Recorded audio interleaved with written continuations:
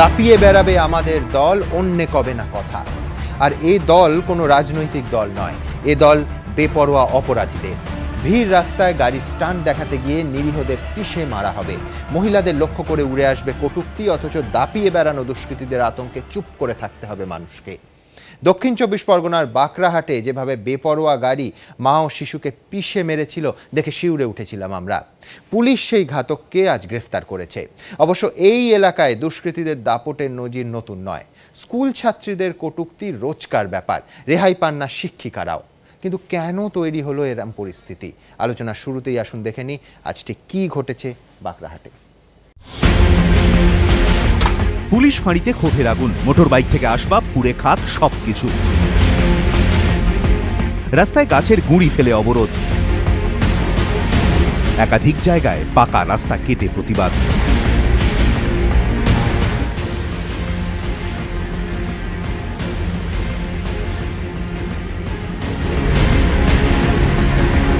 সোমবার রসপুঞ্জ মোড়ে ৮ জনকে পিষে দেয় এই বেপরোয়া গাড়ি।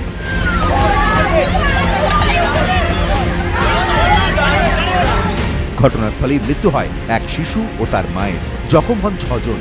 অভিযুক্তকে গ্রেফতারের দাবিতে পরপর ২ দিন পথ অবরোধ করেন স্থানীয় বাসিন্দারা। অভিযোগ, ওই অবরোধে নির্বিচারে লাঠিচার্জ করে পুলিশ ও র্যাব। এর জেরে মঙ্গলবার রাতে পুলিশকে মারধর ও ফাঁড়িতে ভাঙচুর চালায় উত্তেজিত জনতা। আগুন লাগিয়ে দেওয়া হয় পুলিশের গাড়িতে। রোষ আছড়ে পড়ে কার্যত পরিত্যক্ত অবস্থায় পড়ে থাকা বিষ্ণুপুর থানার ফাঁড়িতে। দক্ষিণ ২৪ পরগনা রসপুঞ্জে সোমবার দিন যে দুর্ঘটনা ঘটে তারপর থেকে উত্তপ্ত। এই মুহূর্তে যে ছবি, বাঁকড়াহাট রোড, সেই বাঁকড়াহাট রোডের বিভিন্ন জায়গায় যেমন রাস্তা অবরোধ, পাশাপাশি পুলিশ ফাঁড়ির সামনে দাউ দাউ করে জ্বলছে একাধিক গাড়ি। যে ফাঁড়িতে যে গাড়িগুলো রাখা ছিল সেইগুলো বাইরে বার করে এনে এলাকার বাসিন্দারা সেগুলোতে আগুন লাগিয়ে দিয়েছে। তাণ্ডবের জেরে পুড়ে ছাই হয়ে গিয়েছে ফাঁড়ির বহু গুরুত্বপূর্ণ নথি। আতঙ্কিত হয়ে বাইরে বেরিয়ে আসেন ফাঁড়ি লাগোয়া বাড়িগুলির বাসিন্দারা। নিজেরাই হাত লাগান আগুন নেভানোর কাজে। 2 জন মারা গেছে, 6 জনের মতো হাসপাতালে ভুগছে, তাদের কোনো ব্যবস্থা এখনো নেয়নি। যে বাচ্চারা মারা গেছে তার বাড়িতে কালকে ফোর্স এসে তার বাড়িতে হামলা চালিয়েছে। আমাদের দাবি হচ্ছে যারা আহত হয়েছে তাদের ক্ষতিপূরণ দিতে হবে এবং নিহত যে তারও ক্ষতিপূরণ দিতে হবে। ফাঁড়ি যখন জ্বলছে তখন গোটা এলাকায় পুলিশের দেখা নেই, এলাকায় শুধু পোড়া গন্ধ। বেপরোয়া গাড়ির চাকায় মা ছেলের মৃত্যু কোনোভাবেই মানতে পারছে না বাঁকড়াহাট। এই ঘটনায় আহতদের পরিবারও ধৃত কালুর শাস্তির দাবিতে সরব। আমার নাতি কাল 10:30টায় স্কুলে গিয়েছিল, আর সোজা একবারে বাচ্চাদের উপর দিয়ে গাড়ি চালিয়ে নাই চলে গেছে। গিয়ে দুটো ওই যে মরে গেছে ওরা একদম গাড়ির সঙ্গে চাকার সঙ্গে একদম জড়ে গেছিল, আর এরা ছিটকে পড়ে গেছিল। তা আমার একটা ছেলে তুলে না হাসপাতালে গিয়েছে। আমরা সাদা শাস্তি চাই, একটু শান্তি চাই দেশে। একজনের জন্য যে অত কটা বাচ্চা মারা গেল তাদের শাস্তি হওয়া উচিত। আর আরও 2 জনের অবস্থা খারাপ, আমার বোন পায়েল মণ্ডল, টিনা মণ্ডল, ওদের অবস্থা খুবই খারাপ। যেন শাস্তি হয়, ইচ্ছা করে তো মারলো। দুর্ঘটনায় জখম 32 বছরের কাজল দাস ও 6.5 বছরের মৃত্তিকা দাসের আঘাত সব থেকে কম ছিল। তাদের দুর্ঘটনার দিনই চিকিৎসার পর হাসপাতাল থেকে ছেড়ে দেওয়া হয়। তবে আতঙ্ক এখনো পিছু ছাড়েনি। 2 চোখ এক করলেই যেন কানে বাজছে ঝড়ের গতিতে গাড়ি ছুটে আসার আওয়াজ। ভেসে উঠছে রক্তে ভেসে যাওয়া রাস্তার ছবি। এবিপি আনন্দ। আমি সুনন্দা মুখোপাধ্যায়কে দিয়ে শুরু করবো। সুনন্দাদি, মহিষা দলের ঘটনা যখন ঘটলো, সেই একটা আনরুলি গাড়ি যেটা 3 জন মেয়েকে ধাক্কা দিল, 1 জন মারা গেল, একই ধরনের ঘটনা একটার পর একটা বিভিন্ন জেলায় ছড়িয়ে পড়ছে। কোথায় সমস্যাটা? একটা গতি তো মানুষকে খুব শক্তি দেয়, এই যে গাড়ির মালিক হওয়া, ঔদ্ধত্য দেয়। এবং এই ছেলেটির বাবা বড়লোক, তার প্রচুর পয়সা আছে এবং গাড়ি কিনে দিয়েছে, কিন্তু গাড়িটা রক্ষা করার মানসিকতা তুলে দেয়নি ছেলেটির হাতে। এবং সেইটা না থাকার জন্য সবচেয়ে সফট টার্গেট সেটা হচ্ছে মেয়েরা, দুর্বল, তাদের ওপরে গিয়ে উত্তক্ত করেছে ডে আফটার ডে। এমনকি শিক্ষিকা যারা শিক্ষিত মানুষ, এই ছেলেটি অতখানি লেখাপড়াও জানে না, তাই জন্য ভেতরে ভেতরে মিসোজিনি, নারীর প্রতি ঘৃণা এবং বিদ্বেষ, এইটাকেও ওর ভেতরে কাজ করিয়েছে।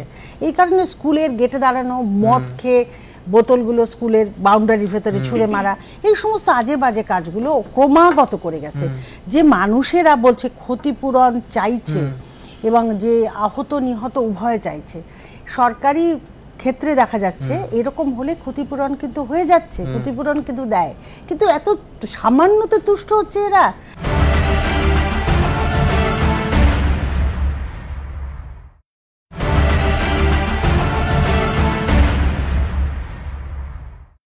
যে মানুষেরা বলছে ক্ষতিপূরণ চাইছে এবং যে আহত নিহত উভয় চাইছে, সরকারি ক্ষেত্রে দেখা যাচ্ছে এরকম হলে ক্ষতিপূরণ কিন্তু হয়ে যাচ্ছে, ক্ষতিপূরণ কিন্তু দেয়, কিন্তু এত সামান্যতে তুষ্ট হচ্ছে এরা।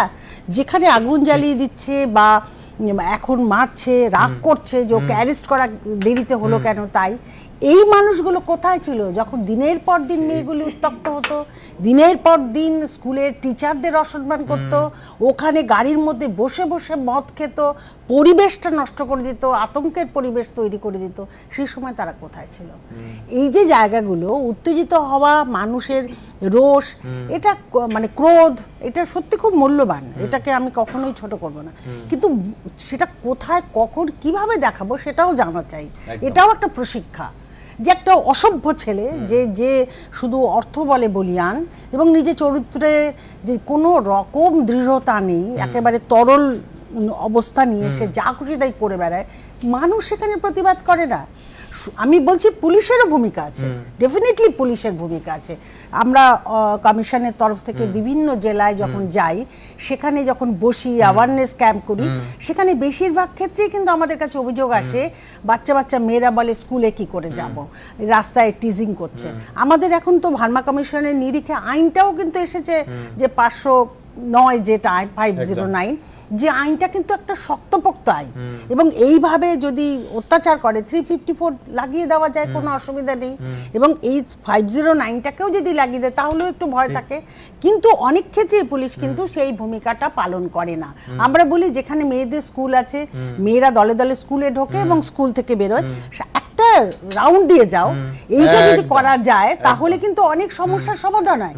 এইটা যে একটা ঢিলেমি আছে, ঢিলেমির জন্য যে ভয়ানক ক্ষতি হয়ে গেল, এবং ভয়ানক ক্ষতি হতেও কিন্তু আটকানো যেত যদি এই সচেতনতা আগে আসতো। এখন পরে এসে জ্বালিয়ে দিলাম, আগুন জ্বালিয়ে দিলাম, আমি এটার কোনো যুক্তি খুঁজে পাই না। আমি শোভনদার কাছে আসবো। শোভনদা, এটা তো মানে যারা করছে তারা হার্ডকোর ক্রিমিনাল নয়, এবং খুন ধর্ষণের মামলা নয় যে আপনার ডিডি কিংবা সিআইডি দুঁদে অফিসারদের লাগবে, একটা সাধারণ নজরদারি।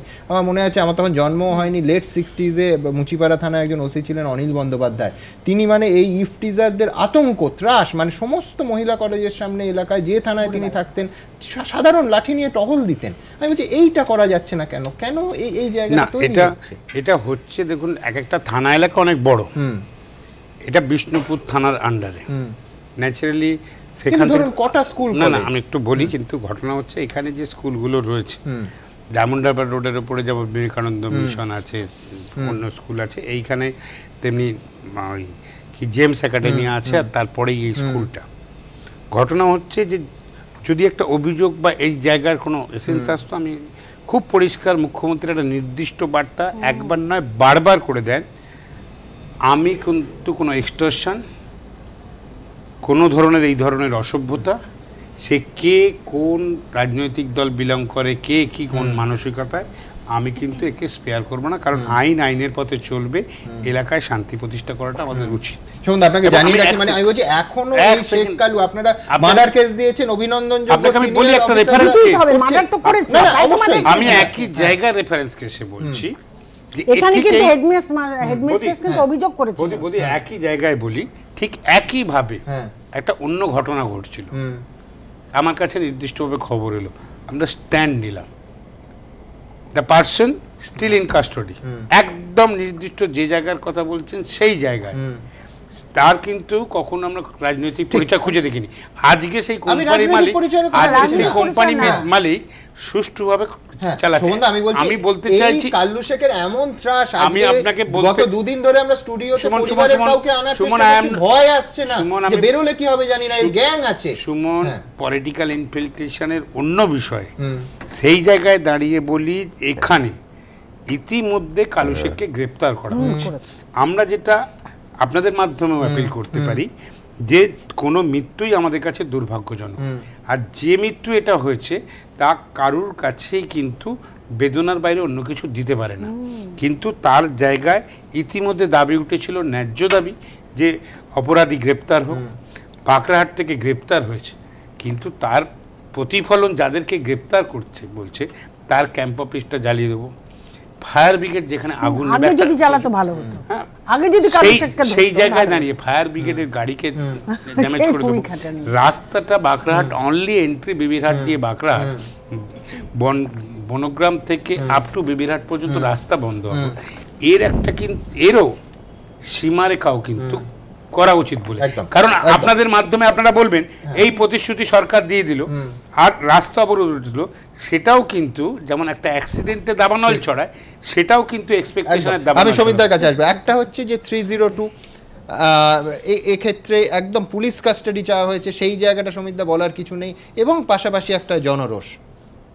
সুনন্দাদি বলছে যে জনরোষটা আগে হলে অনেক বোনেরা শান্তিতে স্কুল করতে পারতো, অনেক শিক্ষিকারা, আমি আপনার কাছে আসার আগে দ্রুত একবার দেবো, শুধু ছাত্রীরা নয় শিক্ষিকারাও বারবার কটূক্তির শিকার হয়েছে। দেখুন, বাখরাহাট রোডের উপরে এই রসপুঞ্জ স্কুল মোড়, যে মোড়ে ঘটনাটি ঘটেছে সেইখানে বাইক বাহিনী এবং গাড়ি নিয়ে বিভিন্ন যুবক রেগুলার জমায়েত থাকে স্কুল ছুটির সময়, স্কুল খোলার সময়। এলাকাবাসীর অভিযোগ যে গোটা এলাকাটাই কার্যত স্কুল শুরু হওয়া থেকে ছুটি হওয়া পর্যন্ত এই উত্ত্যক্তকারী যুবকদের দখলে চলে যায়। স্থানীয়দের অভিযোগ, মেয়েদের স্কুল শুরু হলেই চত্বরে ভিড় জমতে থাকে বহিরাগতদের। রাস্তার বাঁকে বাঁকে শুরু হয় জটলা, বাইক বাহিনীর দাপাদাপি। স্কুল থেকে বেরিয়ে বাড়ি ফেরার জন্য রাস্তার মোড়ে যাওয়ার পথে এই হচ্ছে সেই বাঁক, যে বাঁক ঘুরতেই নিত্যদিন ছাত্রীরা, পড়ুয়ারা, তাদের অভিভাবক অভিভাবিকেরা এই উত্ত্যক্তকারী যুবকদের মুখোমুখি হন, এবং এই গোটা চত্বরটা জুড়ে বাইক দিয়ে এমনভাবে জ্যাম করা থাকে যাতে করে ছাত্রীরা বা অভিভাবকরা এখান দিয়ে যাওয়ার জায়গাটুকু পর্যন্ত অনেক সময় পান না। স্কুল খোলা খালেই সবসময় ছেলেরা এসে ভর্তি থাকবে, বাইরে বেরোলে টোন কিটকিট কাটবে, যদি বলবে রাস্তা বের হ তখন দেবো, নয় বলবে তুই বাড়ির সামনে বম ফেলে দেবো, এই করবো ওই করবো, মানে ওই সব হুমকি ফুমকি দেয়। আমরা স্কুল গাড়ি চালাই, বাইক স্কুলের গাড়ি কেউ যেতে দেয় না, হরেন দিলেও গাড়ির দিকে তাকাবে, রাস্তা সাইড দেয় না। আমাদের 8টায় স্কুল বাচ্চাদের, তখন থেকে বাইক স্কুল মানে বাইক, তারপর হচ্ছে আপনার সাইকেল ফাইকেল যাবতীয় সব এরকম ঘুরে বেড়ায়, গাড়ি চালাতে পারি না ওদের জন্য, কিছু বললেও মুখে দিয়ে তাকায়, হয়তো গালাগালি করে। স্থানীয় বাসিন্দাদের আরও অভিযোগ, রাস্তার পাশে দাঁড়িয়ে থাকা ছাত্রীদের গা ঘেঁষে দ্রুত গতিতে বাইক নিয়ে যাওয়া রোজকার ঘটনা। প্রচণ্ড গতিতে এসে সামনের চাকা উঠিয়ে স্টান্ট দেখায় বহিরাগত যুবকরা। বাইকের স্ট্যান্ড রাস্তায় ঘষে আগুনের ফুলকি ছড়িয়ে চমকে দেয় বাইক আরোহী যুবক। বাইকের ডবল স্ট্যান্ড ফেলে দেয়, দিয়ে বাইকের ওপর দাঁড়িয়ে ওই ঘরসারা রোডের ওপর নিয়ে যায়, যার কারণে আগুন জ্বলে যায় তলা দিয়ে। ক্লাসটা চেপে অ্যাক্সেলেটার বাড়িয়ে দিয়ে হাং হাং করে আওয়াজ করে, যার কারণে আমরাও ভয় পেয়ে যাই। স্কুলের মধ্যে চত্বরটাতেই করে যায়। হ্যাঁ হ্যাঁ, শুধু স্কুল পড়ুয়ারা নয়, দুষ্কৃতীদের কটূক্তি থেকে রেহাই পান না অভিভাবকরাও। কোনো ছেলেদের যেতে বলি আমরা মায়ের বয়সে, আমরা বললে আমাদের বলে পুঁতে ফেলে দেবো, এইসব বলে গালাগাল দেবে। বাড়ির সামনে তো টেকাই যায় না দুপুরবেলা। মেয়ে আমার কোচিংয়ে যায়, রাত্রে 9টা, কোনো সময় 10টায় বাড়ি ফেরে, এখানে আমাকে দাঁড়িয়ে থাকতে হয়। কিছু বললে পাগল ফাগল বলবে, আর ছেলেদের যেতে প্রতিবাদ করতে যাই ওরা হুংরে আমাদের আসবে। দুষ্কৃতীদের কটূক্তি থেকে রেহাই পান না শিক্ষিকারাও। অনেক সময় এরকমও হয় যে আমাদের আনম্যারিড টিচারদেরও উত্ত্যক্ত করা হয় বেশ কিছু ভাষা বলে, এবং আমরা মাঝে মাঝে ধমকায়ও যে এই ভাই এখান থেকে চলে যাও, এই মেয়েরা এক্ষুনি ছুটি হবে বেরোবে, বা এই সাইকেল ছড়াও, এবং তারপরে আমাদের উল্টো দিক থেকে বেশ কিছু ভাষা উড়ে আসে যেগুলো শোনার মতো নয়। মানে আপনারাও এদের আক্রমণের হাত থেকে রেহাই পান না? পাই না, অনেক সময় পাই না। অভিযোগ, স্কুল চলার সময় পেছনে বসে মদের আসর, স্কুল ছুটি হয়ে গেলে একেবারে ভেতরে। স্কুলে এসে প্রায় দিনে আমাদের বোতল ফেলতে হয়, ভাঙা বোতল, এখানে সন্ধ্যাবেলায় ঢুকে পড়ে। এটা বারবার জানানো হয়েছে প্রশাসনকে, কিছু কাজ হয়েছিল কিন্তু বর্তমানে সেগুলো আর কিছুই হচ্ছে না। এসে মেয়েদেরকে টনটিটকারি মারা হয়, এখান থেকে ডাকা হয় মেয়েদেরকে, এইসব বাগানগুলোতে বসে মদ খাওয়া চলে। এটা স্কুল আবারই মানে হ্যাঁ হ্যাঁ। স্থানীয় বাসিন্দাদের অভিযোগ, দীর্ঘদিন ধরে এসব করতে করতে বেপরোয়া হয়ে উঠেছে দুষ্কৃতীরা। তারই ফল সোমবার বিকেলের দুর্ঘটনা, আর দুর্ঘটনার জেরে এখন ক্ষোভে ফুঁসছে বাখরাহাট। এরপরেও কি প্রশাসন নির্বিকার থাকবে? এই প্রশ্নটাই এখন সব থেকে বড় হয়ে এই গোটা এলাকার মানুষের মনে গুমড়ে বেড়াচ্ছে। বাখরাহাট থেকে ক্যামেরায় সন্দীপন গুপ্তের সঙ্গে রাজর্ষি দত্তগুপ্ত, এবিপি আনন্দ। সমিতার নলেজ অ্যান্ড ইন্টেনশন দুটোই ছিল, 302 ছাড়া দেওয়ার কিছু ছিল না, কিন্তু এই জনরোষ। দেখো, জনরোষের ব্যাপারে একটা কথা মনে হয়, এর আগে যে তুমি 8টা থেকে 8:30 যেটা করলে সেখানে, এবং এই দুটোর পেছনেই কিন্তু একটা রাজনৈতিক ব্যাপার আছে, আমরা এটা অস্বীকার করতে পারবো না। তার কারণ একটা শান্ত পরিবেশ নয়, ঠিক আছে, টিটকিরি মাছ চেক করছে। এখানে প্রশ্ন হবে, দেখো আমরা যতগুলো লোককে দেখলাম এখন বিভিন্ন রকম কথাবার্তা বলছেন, আইন কিন্তু প্রশ্ন তুলবে যে এই ব্যাপার নিয়ে কোনো পিটিশন হয়েছিল কিনা, জেনারেল ডায়েরি হয়েছিল কিনা, কোনো খবর দেওয়া হয়েছিল কিনা। এবার কালু ধরা পড়লো, এটা ঠিক আছে, কিন্তু সাক্ষী, কোর্ট কিন্তু সাক্ষী চাইবে যে কে কে কখন কি করেছে তুমি সেইটা বলো। তুমি দেখবে ম্যাক্সিমাম কেসেই কিন্তু হয়তো অনেক ব্যাপার আছে, আপনি বলছেন যারা পুলিশ ফাঁড়ি পোড়াচ্ছে তারা সাক্ষী কতটা দেবে তা নিয়ে সংশয় আছে। আর দ্বিতীয় কথা হচ্ছে, ঠিক আছে এটা ঘটনা এখন বিভিন্ন জায়গায় টিজিং হচ্ছে, ইত্যাদি হচ্ছে, পজিটিভ ভাবে মানুষ সাক্ষী দেবে, এটাই ভাবি না। বলতে দিন না, আপনার সময়টা আমি ডিস্টার্ব করিনি। না না, সে ডিস্টার্বের জন্য। এবার ঘটনাটা হচ্ছে যে তোমাকে ঘটনা ঘটেছে, তার প্রতিবাদ হবে, কিন্তু তাই বলে তুমি থানায় গিয়ে বা ফাঁড়িতে গিয়ে সমস্ত জিনিসপত্র টেনে নিয়ে এসে পুড়িয়ে দেবে, এটাও কোনো আইন নয়। তোমার প্রতিবাদ করার যথেষ্ট জায়গা আছে, যথেষ্ট এভিনিউজ আছে, কিন্তু তুমি যদি আজকে পুলিশকে মারো, তুমি যদি আজকে পুলিশের উর্দি খুলে জ্বালিয়ে দাও, তুমি যদি তার যে সমস্ত রেকর্ডস আছে সেই রেকর্ডগুলোকে তুমি আর নতুন করে তৈরি করতে পারবে না। সেখানে কি ছিল না ছিল, পুলিশ যাচ্ছে না, পুলিশ এদের বিরুদ্ধে কোনো অ্যাকশন নিচ্ছে না, এটাও যেমন ঠিক, এটা যেমন হওয়া উচিত না, তার জন্য তো তার সিনিয়র অফিসাররা আছে, তাদের কাছে আমরা যদি কমপ্লেন করি তারা কিছু না দেয়, তাহলে আমরা সভ্য সমাজে আইন নিজের হাতে তুলে নেওয়ার কোনো অন্যের ক্ষতি হয়ে যাবে, অনেক রিপোর্ট পড়ে গেলে ক্ষতি হয়ে যাবে। বলি একটা ছোট্ট ইন্টারভেন করি দাদা, যে পুলিশ ফাঁড়ি জ্বালানোর আগে বিডিও অফিস জ্বালিয়ে দাও, বিএলআর অফিস জ্বালিয়ে দাও, এই জ্বালানোর প্রক্রিয়াটাতে কি হয় জানেন তো, যে একটা মানুষের ক্ষতিপূরণ দাবি, বিভিন্ন উপকার দাবি করে বহু মানুষের বহু কেসের খতিয়ান যার জ্বলে গেল, নষ্ট হয়ে গেল, সেই রেকর্ড তো আপনি ফেরত পাবেন। সরকারি সম্পত্তি আমার আপনার ট্যাক্স। বড় কথা শুনুন, কালকে থেকে আজকে অবধি এই যে ঠিক আছে রোষ আছে, গন্ডগোল আছে, তার জন্য অনেক এই যে পুলিশের গাড়ি কালকে সমস্ত ফেলে দেওয়া হলো, এটা তো গভর্নমেন্টের গাড়ি অ্যাক্সিডেন্ট করেনি বলুন তো। হ্যাঁ, তো এই জায়গাগুলো সরকারি সম্পত্তি, আমার আপনার করের টাকা কিনা, আমি হ্যাঁ আমাদের টাকা, একদম সাধারণ জনসাধারণ। আমি আবার সুনন্দাদির ওই মানসিকতার প্রশ্নে আসবো, সেটা হচ্ছে এই প্রভাবশালী বড় লোকের ছেলে একদিকে যেমন মানে পৃথিবীর সবকিছুতে তার অধিকার, সে চাইলে গোটা পৃথিবী তার পদোন্নত হতে পারে, কোথাও এই হিরোইজমের মানসিকতা যে আমি যা খুশি করব এবং করে পার পেয়ে যাব, এর আগে রেড রোডের ঘটনায় আমরা দেখেছি, কোথাও সেই একই প্রবণতা ঘুরে ফিরে আসছে। একটা গতি এবং অ্যাক্সিডেন্টের একটা খতিয়ান আমরা পাচ্ছি সুমন। আমার একটা অ্যাডভার্টাইজমেন্টের কথা মনে পড়ে, একটি বাইকের অ্যাডভার্টাইজমেন্ট, আমরা অনেকেই মনে করলে হয়তো মনে করব, যেখানে একটি দ্রুততম বাইক চলে গেল এবং তারপর একটা ডিক্লারেশন এলো গর্বিত গলায়, ইটস ডেফিনেটলি মেল। এইখানে সমস্যাটা, কারণ আমাদের পৌরুষের নির্মাণে আমরা আসলে ঝুঁকিপূর্ণতা, অ্যারোগেন্স এবং একটা ক্ষমতার চিত্রকে এমনভাবে ঢুকিয়ে দিচ্ছি যে সেও মনে করছে যে যদি আমার হিরোইজম ফলাতে হয়, ক্ষমতার সদ্ব্যবহারের কোনো নিদর্শন তৈরি হচ্ছে না, বারংবার যেটা তৈরি হচ্ছে সেটা হচ্ছে কি করে আমি যে অলরেডি সফট টার্গেট, যেটা সুনন্দা দিও বলছিলেন, তার উপরে কি করে আরো বেশি করে আমি আমার ডমিনেশনকে আনবো। এবং এই যে মেয়েদেরকে ভয় দেখানো, শিক্ষিকারা যারা একেবারে ভীত হয়ে রয়েছেন, বাচ্চাদের স্কুলের সামনে এই ধরনের ঘটনা ঘটানো, নেশার কাছে যাওয়া, যেটা একটু মনস্তত্ত্বের দিক থেকে আমি বলবো, সে যদি সত্যি তার নিজের কাছে ক্ষমতার সংশয় উত্তীর্ণ হতো তাহলে তাকে জাহির করতে হতো না সুমন। তাহলে ভেতরে কোথাও বড় একটা ফাটল আছে, ওই ঘাটতির জন্য এত বাড়তির দরকার হচ্ছে, যেখান থেকে আজকে তাকে এইভাবে নিজেকেও প্রত্যেকবার প্রমাণ দিতে হয়েছে যে এখান থেকে ঘুরে গেলে 4টি মেয়ে ওখান দিয়ে হেঁটে যেতে পারবে না, কেউ স্কুলে পৌঁছতে পারবে না, মাদের সারাক্ষণ পেছন পেছন ঘুরতে হবে।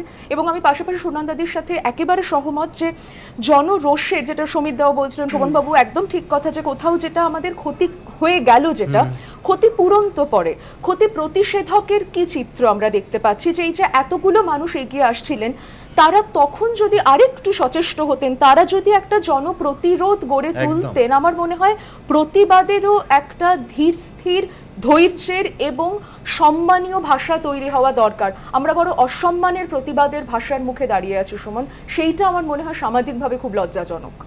অনেক অনেক ধন্যবাদ আপনাদের সবাইকেই। আমি দ্রুত একবার দেখব যে এই যাকে আজকে গ্রেফতার করা হলো, বহু অভিযোগ এখন জমা পড়ছে তার নামে, কে এই কালু শেখ। দেখুন,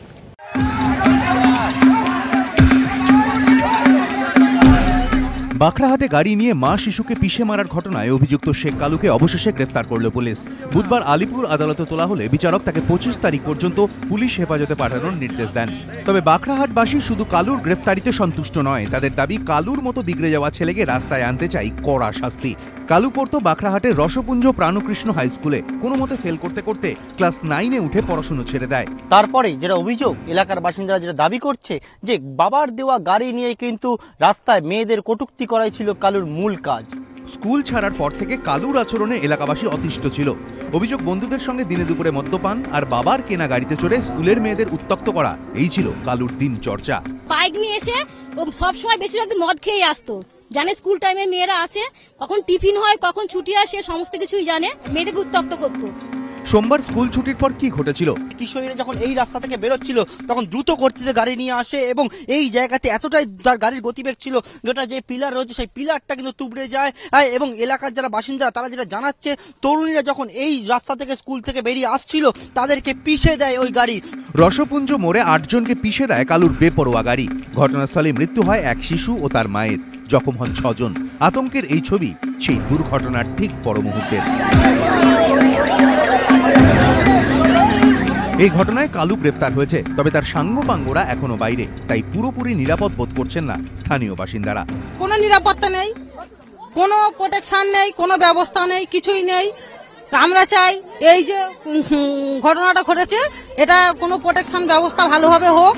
এলাকাবাসীর দাবি, অল্প বয়সে বিপথে যাওয়া এই যুবকদের লাগাম পড়াতে দরকার কড়া শাস্তি। মনে ভয়ডর না জন্মালে এদের দৌরাত্ম কখনোই থামবে না, আর এদের আতঙ্কে তটস্থ হয়ে থাকতে হবে সাধারণ মানুষকে। পার্থপ্রতিম ঘোষ, প্রবীর চক্রবর্তী ও জয়ন্ত রায়, এবিপি আনন্দ।